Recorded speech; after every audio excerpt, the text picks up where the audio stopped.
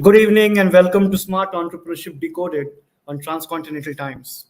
Last week we had a forced break because our guest got COVID and her symptoms are pretty severe. She has recovered now, thankfully, and we'll have her back on the show in a few weeks' time.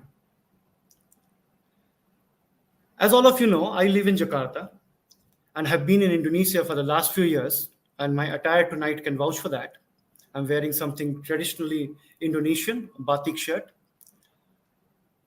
And I observe the startup ecosystem very closely here in India and other parts of the world.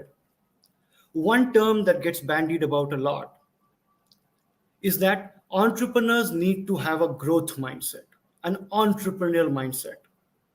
And there are both sides, right? People say this is something that cannot be taught. You're either born with it or you don't have it. And of course, the universities and colleges, because they have to sell degrees, will always tell you we can teach you that. I believe you can't teach this to anybody. You can teach them business skills, soft skills, strategy, but you cannot teach a person how to have a growth mindset. They can teach themselves maybe, but somebody else, I find it difficult. What is this growth mindset, and is it something that only entrepreneurs have? After all, there are many people in corporate life who grow their companies triple, quadruple. You can see the examples recently of Microsoft, Google, etc. Those leaders also have a growth mindset. There are political leaders, social leaders, corporate leaders, people in the army, people in all walks of life who display a certain growth mindset, bringing change to the place where they are and enhancing their own lives, as well as impacting other lives. On another note, when I came to Jakarta, and I know a lot of other people from India who travel to other countries to do business, one of the first places you go where you get tremendous amount of help, and you will find it hard to believe if you've not done it, is the Indian Embassy. It was no different here. During my time here, I came across a very, very interesting gentleman who was the Consul General to Sumatra from India, Mr. Raghu Gururaj, and has recently been posted as the first ambassador to a new embassy in Sao Tome and Principe. Many of you may not know where this country is and why India has an embassy there.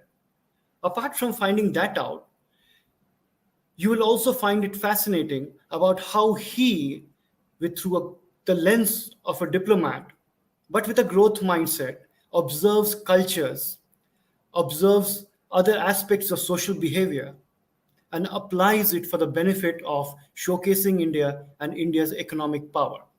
Join me in welcoming Ambassador Raghu Gururaj. Welcome, Ambassador. How are you? Absolutely fine. Thank you for having me. It's a great pleasure to be on live on Transcontinental Times. Thank you so much. Thank you. Now, our viewers, the first thing they would like to know is, where is this country and what are we doing there? Okay. When I got posted to Sao Tome, I was wondering the same thing. But then I found that Sao Tome is off the coast of the Gulf of Guinea on the west of Africa, which is closer to Gabon, closer to Accra, physically, but then culturally and the mindset, it's much closer to Portugal, being a Portuguese colony for about 400 years. So one can say it is remote, a little offbeat, but then for people who are living in Europe, especially France, Portugal, Sao Tome is not an unknown quantity. Maybe for people in Asia, it's something very new.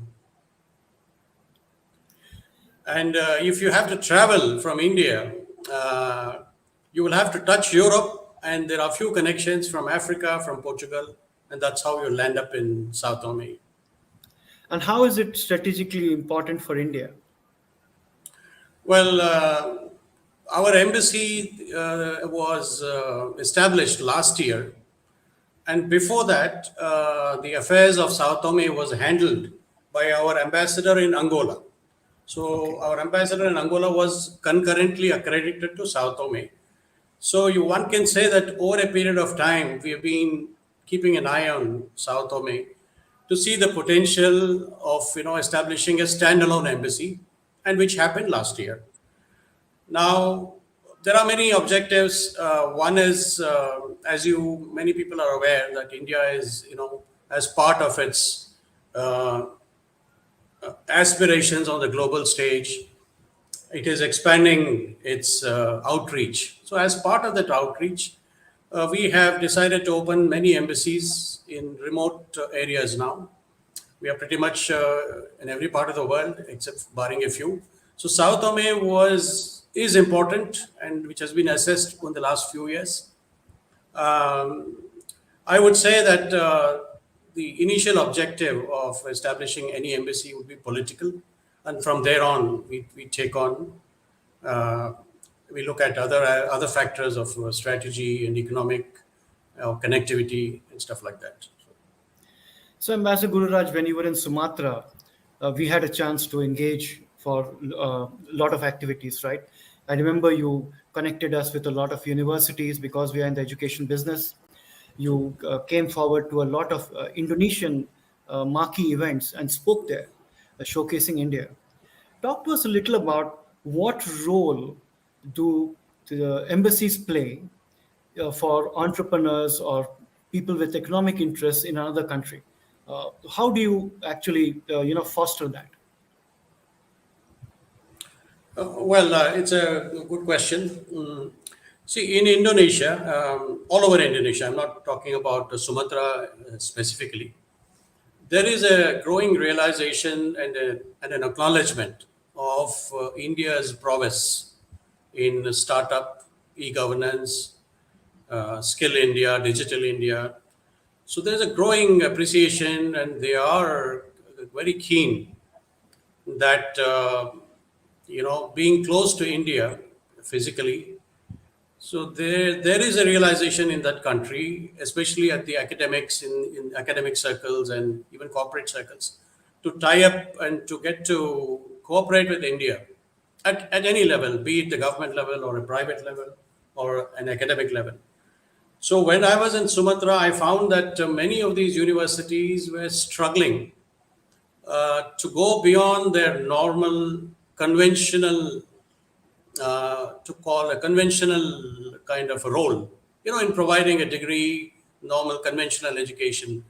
But they have realized, just like in India, that there's a huge disconnect between the degrees they offer and the skill set which the degree holder comes out with, and suddenly finds there's a huge gap and he's unable to find jobs. And so they have found India as a very good model, where they have found that entrepreneurship has taken a stranglehold. It's to say, um, they have seen there are a lot of people who've gone visited India, given the huge Indian diaspora, especially the Indian origin Indonesians in Sumatra. They number about 200,000. So they keep going to India, and they find that a lot of people, especially the millennials, they would rather keep a degree under their belt, but then do things on their own. So, but then they also found that such students are to a great extent come with they are equipped by their universities to handle that situation, and also they have found that the typical Indian student, has this mindset that entrepreneurial spirit is within him. So I believe Indian entities, educational institutions have done a good job in inculcating this kind of a spirit in the younger generation. So, in a way, they are trying to decrease the pressure on the job market, by creating their own startups and companies. So that to me was, I think, Sumatra people in Sumatra, especially if you go to the West Sumatra like Padang and Aceh, and they have been very I mean, they look at India with a lot of admiration in the way entrepreneurial activity is taking place, especially with regard to the role of the educational institutions. So they keep coming to us and say, look, they would like to introduce such elements in their curriculum, or even, in fact, many of them have been able to touch base with companies like you. And whenever companies like yours get in touch with us with your product, with your know-how and what you can offer, we do keep in mind the requests which come from the government authorities or the universities, and we try to match make and create a common platform, so that to see, what can be done. So I'm sure that by with your own experience, you would have found that many Indonesian universities have found Indian products and services quite appealing. So basically, this is what we do in a way. We have to keep our pulse on the ground, keep in touch with the companies like you who have one leg in India, one leg in Indonesia. So it's much easier for us to get a sense of what you're doing, and also to see, to assess, to what extent your products and services could be relevant to them. So once you try to factor in all these things, you try and create a platform and to bring all these players together, which is what we have done in Sumatra, Yeah. No, it with was, some degree of yeah. success. Yeah. So that's why I said it's for entrepreneurs, it's not something that naturally comes to them, right? There's certain cynicism of the government, but my experience has been very, very good. Let's shift track to an area of passion for you. In corporate life or anywhere, we often hear the word that you must first understand the culture of the place before you try to do business, or a business relationship should be respectful of each other's culture. You keep hearing the word culture.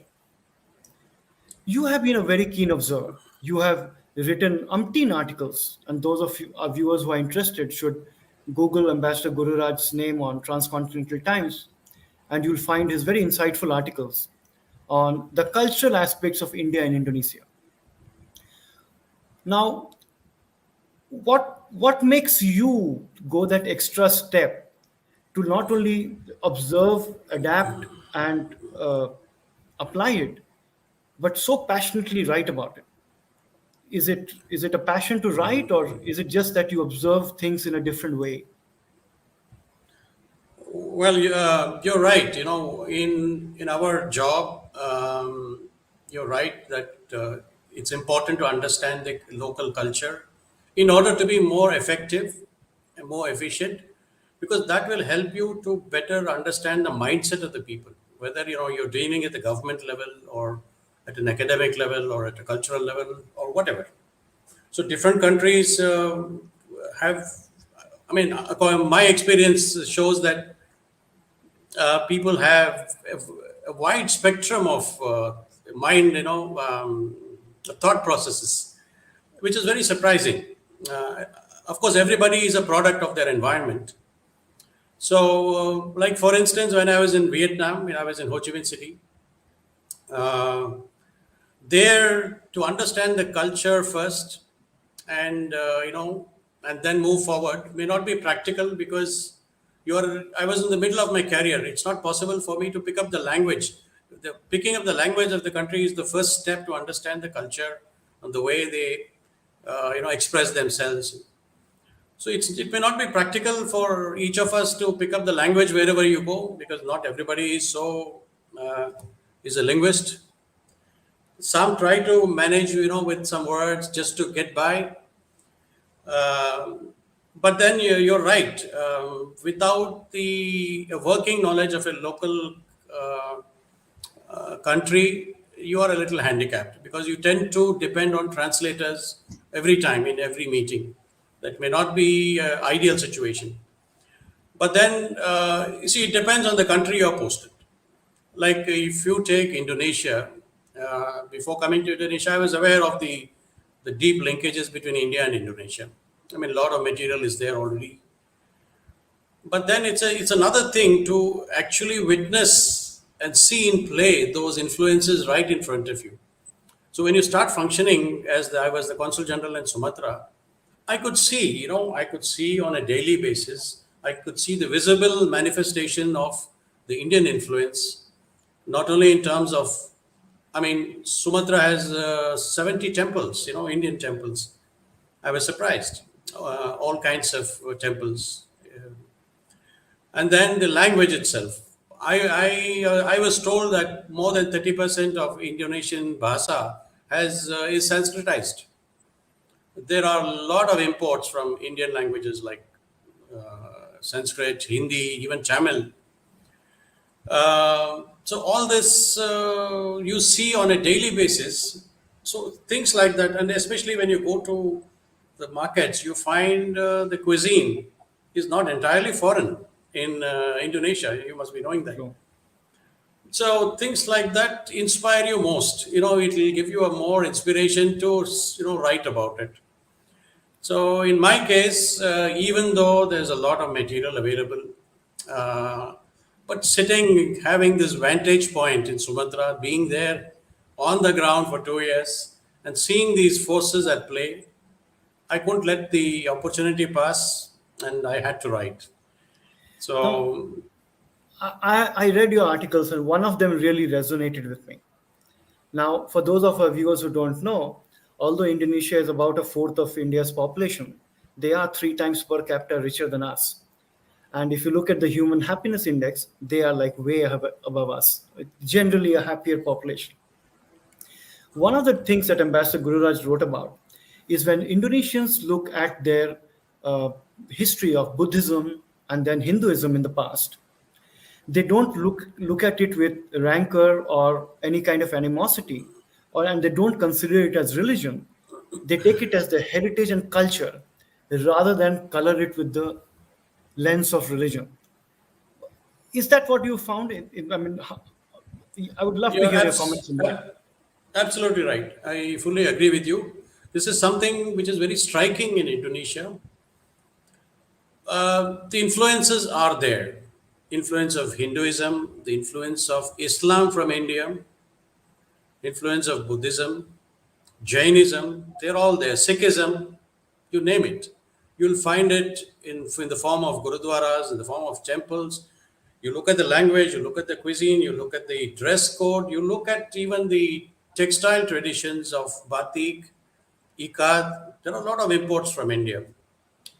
Of course, they're all Indonesian products, but I'm saying that there is an influence somewhere. Even Ramayana, you will find embedded in the psyche of Indonesians. My point is, they have taken it into their stride. Despite being a Muslim majority country, it is to their credit that they have taken it as a cultural import, and they have found it, attractive in projecting themselves as a pluralistic and a multicultural society, which is probably a good way to look at cultural influences rather than be threatened by them. Yeah. So I don't mean to be political, but in that I find that socially for India, there's a huge lesson that you can come to terms with a traumatic past and not be fearful of 11th century or 16th century invader and still move ahead, and absorb these things. So here we have people whose names are Vishnu, Rama, etc. They're Muslim, but the names are completely Hindu. Often they don't even know it. So I feel there's a bit of a lesson there of how to live in a content manner despite quite a traumatic past, because it's quite similar to India's, right? Same colonization, they had dictatorship. Of course, we didn't have that, but same kinds of history is there. You're right, but then when we look at India, I mean, India has been a lot tolerant. India Yes, has, I mean, India has imbibed cultural influences for thousands of years. We are talking something like 2,000, 3,000 years, true. and we are still living it. That's what India is today. So if you look at the time span of what India has experienced, I mean, it's to the credit of India and Indians that we have assimilated these in some way or the other.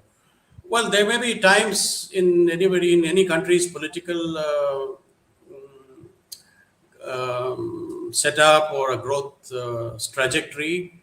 There may be aberrations here and there. Sometimes you may find there is an imbalance in our attitudes. But I don't. I think these are all temporary. For instance, even in Indonesia, people talk about the growing rise of the extremist ideology and all that. But then it keeps poking its head now and then. That's the case in India sometimes. But Yeah, overall, if you look at the picture from the back and from the historically, and look at the Indians of today and Indonesians of today, yeah. I think they have taken it into their stride and they are moving forward. So Absolutely. Fringe elements hog undue media attention, and these things happen. Yeah. they get glorified. Often I read about things about Indonesia in the Indian press which I have not read here, and vice versa. Both sides it happens, and sometimes it's just funny. But Yes. let's talk a little bit more about this whole globalization and India's place and the pace at which it is happening. Over the last few years, more and more Indian businesses are globalizing or taking their products out Yes. to other countries.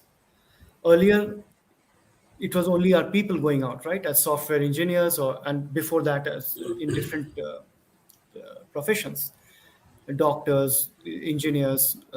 Then came the IT boom, etc. But now we have a trend where Indian companies are taking their products and services out and going into a lot of uncharted markets, uncharted territories. Does that put a different kind of uh, demand on people like you for a different kind of thinking? Because you are trained for a certain kind of role, right? And now economics is becoming more and more important. Do you have to also shift your mindset and adapt in a particular way and probably relearn some things? Absolutely. I mean, that's the challenge we have. That's the challenge, and that's the attraction in the service. As India changes, I mean, its diplomats and bureaucrats have to change. I mean, the change has to come within, in order to project that change outside. So it is, in a way, it's a learning process for all of us because as policies and orientation and strategies change at the government level, so we are here to project and implement them. So we do have to reorient ourselves with the policies, with our objectives. The objectives keeps changing. Like you said, it's not just trade anymore. It's just export of projects, export of our comparative advantages. So these things, we have to be on board with the overall thinking of the government at every level. So only then we are in a better position to project it and as well as implement it and understand the needs of the recipient countries and see where India can fit in. So it is just not about economics, it's not about trade, it's not about import export. Of course, it's a part of our engagement. One of the reasons for opening new missions is just that Sao Tome, obviously it's a small country. It has a population of 300,000. Just imagine, and it is only slightly bigger than Singapore. So obviously, the trade between India and, for that matter, with any country, will be limited by the small size of the consumer market here. True. So there's only so much capacity which Sao Tome can absorb imports, and Yeah. it can only produce so much. Yeah, but But then there that is the are challenge, right? Now, this is your ninth posting, right? correct, If I'm right. correct. Now, sometimes you get a small country that's strategically important. Sometimes you get a large Yes, country that's economically important. So yes, you have to change your mindset with every posting. true. See, when an embassy is established, there is a reason behind it. So there is an objective. So each country we have different objectives for different regions. Even within regions, we may have different objectives for different countries. As far as Sao Tome is concerned, I would like to elaborate on it, but it's not about trade. It's like I said, it's a political objective as well as we are looking at projects, we are looking at the geographical location of the country. So we are looking long term. So there are certain projects which are in the pipeline Yeah. for which primarily this posting has been established. I mean, this embassy has been established. I'm sure many of our other embassies have slightly different, or depending, it all depends on the location of the country and where they are located, and I mean what assets they have, in terms of ports, or how attractive they would be for our supply chains. There are various factors which come into play. So Interesting. here, yeah. So here, as far as South Tome is concerned, our objectives are slightly, I would say, unconventional, because it does need an unconventional approach because the situation is different here. But I would like to elaborate on that now. So Yep. leave it For at that. those of our viewers who are interested, you can Google and you'll find why India's strategic interests lie there and why it's important. But speaking with you, I completely lost track of time. We are coming to the end of the Okay. time you graciously gave us. One last question. I heard through a rumor mill that a book is coming out of all your writings on Indonesia. Is that true? Yes, like I mentioned, I've been writing. It started as a hobby. I was inspired by what I saw in Indonesia, and before, of course, before joining the service, I used to write, on a freelance basis. So I had this passion to write. But then I saw I was in a good position to sort of come up with some articles, interesting impressions. You can say reflections of a diplomat. It could be slightly different. So I thought maybe it's slightly different. So I put my pen to paper and started writing. And many of my articles got published. And then even in Jakarta Post and Jakarta Globe and Cover Magazine. Yes. So then I started doing a little more research and to connect India and Indonesia and see what other things are there. So I came up with about 20 articles, and then I found a good publisher who said, "Look, well, let's come up with an ebook." So it's in the process. I think it's almost it should be published in 5 days' time, I was told. Sure. Really And looking forward to that because I find your articles very insightful. It goes thank you. beyond the normal fluff and the traditional cliched ideas of people and goes that deeper and gives people a real sense and feel of what is the real situation. Ambassador Gururaj, I thank you very, very much for sparing the time and Thank you. joining me tonight. It has been an absolute pleasure to have you. I hope your book does really well. And please continue writing and giving us a flavor of the countries you go to. Thank you so much. It's a wonderful experience speaking to you and to the viewers. And thank you for your best wishes. And I just want to inform you that after coming here, I have managed to write about 14 articles on Indonesia. I mean, on India and Sao Tome. I could come up with something. Oh, I would It's in the love to public read those. domain. So, I so would thank you love to so read much. those. Wish you the very best, Ambassador Gururaj. All the best. Good night. Thank you so much. Good night. Thank Good you. night.